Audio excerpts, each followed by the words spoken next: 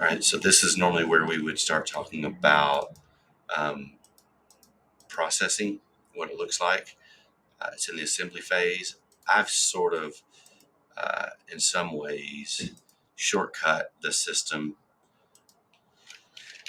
because I've already assembled my review copy. When I went into these documents, client copies and tax returns 24, this, I've already put my 1096 and 1099s together. Here comes the debate of whether or not we should do a transmittal letter. If there was a letter, like for a 1040, we would compose it here and put all that together, which we normally take, put with the folder, go give to the reviewer or the signer to give a sign off on the routing sheet for that file. Well, um, given how basic 1099s are, we're going to experiment with the notion of that might not necessarily need a transmittal letter. Uh, that can just go in the body of the email. So everything that needs to be assembled is just this uh, Form 1090, the review copy, or I'm sorry, the client copy. So going back to my workflow, the transmittal letter and assembly has been prepared, you know. So if we were typing a full transmittal letter, that would be the task here. Being the one's not needed, we're going to say that process is completed. Great. Now you'll see that if I go to my Insights dashboard, I should have now a task related to that delivery sign off. Okay, so now I have this task called delivery sign off. I'm going to click on it. Um, to get the items I need, I'm just going to go into the job card itself. Okay, great. And the documents. Okay, in the background, I just renamed that client copy. So I'm going to go look at this. All of it looks good. You know, if there's a transmittal letter, here's what I would be signing off on. Okay, great. That looks good. And so now we've completed all of these tasks. Completed. All right, so save and exit that. Now let's look and see. This is the job card. Let's see what the task is. Deliver project and tax return. Project or tax return. So click on that. All right. So choose one of the three, either paper delivery. Let's get it assembled and put together for paper delivery or in-person delivery. Number two is electronic delivery, which is where we would send it by email. Auto delivery verification, that's a future thing, possibly, but we won't worry about that right now. I've linked a wiki article here, and this is giving us detailed instructions on how to do this. Again, we're under the premise that for a 1099, perhaps a transmittal letter isn't needed, just a client email. So this document just explains the same thing I'm going to walk through here. So what we're going to do is, if we're on this job card, new,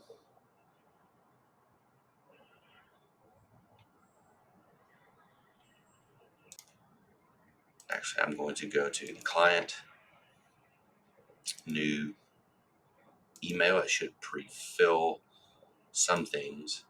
And there's a template called 1099 project delivery. It did not pre-fill the client. All right. So do not touch any of these items that you see in the brackets. They're called short codes. It's going to pre-fill with that client salutation, the tax year for which the project's being completed, the client entity for which this return is being done, the tax year, which would have been last year, the due date, which is January 31st of this year. You can modify this as needed for any custom information. Just don't go in and start trying to override any of these unless there's some kind of reason why you need to. You can add to this whatever we need to do, but just know those short codes, they're not typos. They're supposed to be there. We're going to attach a file from TaxDome. It's really important that we choose from TaxDome, client copies and tax returns 2024, that one. And whenever we do this, so we chose the two. In this field, you notice we don't have contacts or people.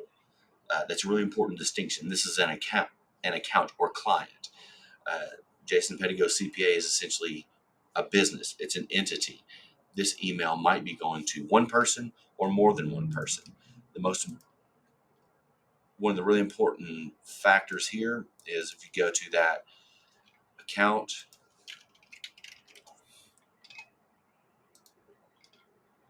if I go to info and see these people, anybody with the notify toggle turned on is going to receive it. Again, I'm not sending it to John and Susie and Bob and Tim, specific people. I'm sending it to this company. Who are the people? It could be one or more than one person for which they have this notify toggle turned on. So if I'm looking at this client and say, this person right here, they don't need to get the stuff. I want them to be able to have portal access. I want their emails to come in and sync with my Inbox Plus, but I don't want them to get an email when I email the company, not them personally, but the company. Only this person. All right. So when we do it this way, the reason it's so important to use this template, not only does it fill all of this information out, but it also pre-fills all the recipients, one or more recipients who are to receive it. And when you attach it this way, it doesn't really send it as an attachment per se, meaning it's unsecured. It sends it as a link. So no one can access this unless they have portal access. This is totally different than just going to uh, Outlook, new email, and an attachment from file and choose whatever those things are. That attachment is going to live in that person's inbox forever. There's no login required. That's a true attachment.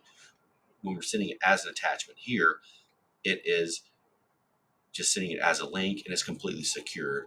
We typically don't send documents to clients as attachments with social security numbers and stuff that are unsecured.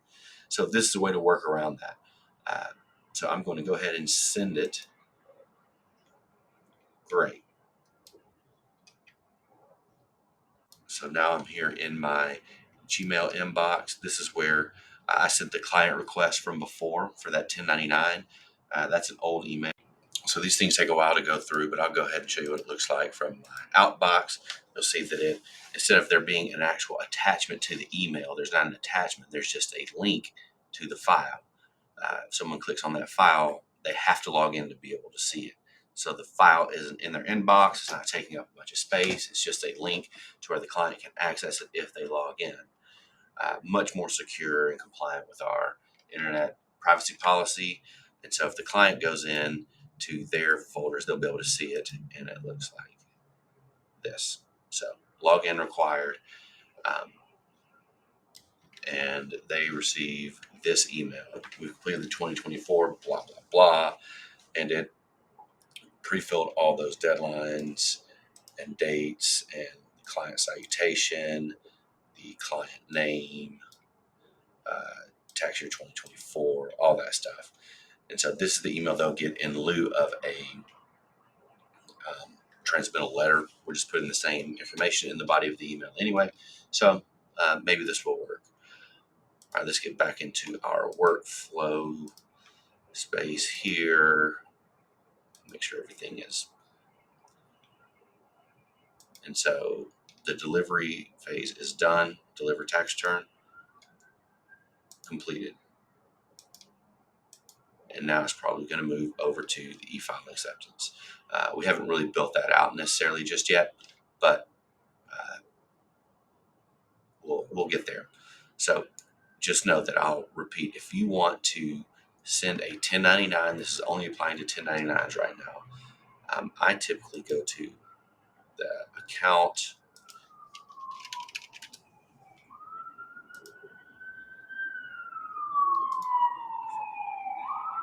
And if I wanted to pre-fill it, if I click new email, it pre-fills it with those two users. When I go from a template, change it to a template, which is choose the 1099 project delivery for the current year template. It fills all of this stuff out. I'm going to go attach file from TaxDome, wherever I have the file saved. 2024 client copy tax return done. Send. It's going to end up looking like it's going to end up looking like this. So that should really streamline things and make it where we don't have to necessarily do a letter.